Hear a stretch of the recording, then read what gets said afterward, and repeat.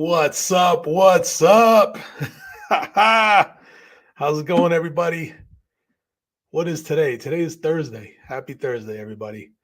So we got some news this morning. We talked about this last month, and that's the CPI, the Consumer Price Index. That's that made-up number that they put out every month that supposedly measures inflation. And, so I just wanted to kind of share that with you today, the results, in case you saw it, and kind of put it in perspective. So this is right off of Twitter here. This is a good follow to the Kobayashi letter. Follow this guy, this account, if you're into this type of thing. So the CPI number today came in at 3.7%, which is 0.1% above the expectations of 3.6. So, oh, wow, it's low. It only was a little higher, right? Core is at 4.1, which is in line. So core is like the main part of it. So inflation as a whole has been on the rise the last 2 or 3 months, which I think we can all agree with in our daily lives, right?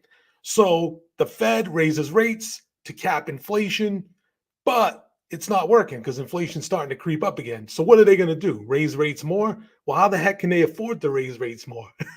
And we'll get into that in a minute because there's some crazy news I'm going to show you that I saw. All right, so let's look at the CPI. So you can see for the year, right? So we started the year right here about 6.41%, got all the way down to 2.97 in July for June. So the market got very bullish, and now it's been creeping back up. Okay, oil's up, a lot of different things happening in the world. And I'm going to show you why inflation's up on top of that. But let me just show you one thing. Let's put inflation in perspective. Okay, so look at this chart right here. September of 2018, something cost $100, okay? This is a cumulative effect, and this is why this CPI year-over-year number, it's very misleading, okay? September of 19, a year later, right here, right? A year later, 1.71%. That's nothing. So that $100 is $101.71. September of 2020, the year-over-year, this is from September of 19 to September of 2020, was 1.37%. So you're like, great, inflation's down, but it's cumulative. So we just picked this arbitrary random date of September of 2018, and cumulatively, that $100 is now 103.10. September of 21, we're at 5.39%. Add that, it's $108.66. September of last year, a year ago, we were at 8.2%. That brings us to 117 for the same exact thing that cost $100 in 2018. And now, it's only 3.7%. That $100 good, just arbitrarily, whatever that good may be on that particular date 5 years ago, is now $121.92. So you feel good and you're patting yourself on the back and you're doing such a great job because inflation's only 3.7%, but it's really 21, almost 22% in 5 years. I think we can all agree that things have gone up significantly and they're not coming back down. So the Fed, in all their amazingness and glory, they raise rates to stop inflation. But then I seen this other little tidbit. Now, you may remember this summer there was the debt ceiling and there was this big crisis and we had to raise the ceiling so we could not be capped on our debt or we were going to default as a country. And if this next part doesn't make you mad, I don't know. I don't know what to say. I don't know. All right. And this is not political, right? It is not Republican or Democrat. This is everybody together doing the exact same thing. So they can work together because they work together on spending our money. All right. And this should make you angry and this should make you very concerned. So I'm going to show you this. Okay. Just in U.S. debt rose by $1.2 billion per hour for the past 19 days. Okay. $1.2 billion per hour added to the debt for the past 19 days. So what causes inflation? Money printing. Increasing your debt causes the price of things to go up. So why is inflation creeping back up? If you look at the chart, and this is just me, I'm just some guy, what do I know, okay? But right around here is when they raise the debt ceiling and look at inflation, okay? So how the heck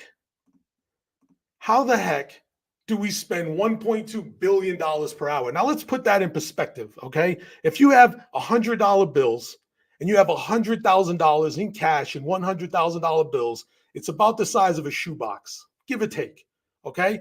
So if you have $1 million in cash in $100 bills, that's 10 shoeboxes, right? Right here. I just found this box here in the bunker. So this is probably 2 of these U-Haul small boxes is probably equivalent to 10 shoe boxes. Okay, so $1 million in $100 bills would fit in 2 of these boxes, I think, right? So $1 billion an hour is 2,000 of these boxes. So right here, 2,000 of these boxes in $100 bills is what we're adding to our debt every hour for the past 19 days. So let's just extrapolate that out a little bit, okay? 1.2 billion an hour times 24 hours a day times 365 days a year is 10.5, almost 10.6 trillion dollars. That is the pace at which we are adding debt to our country.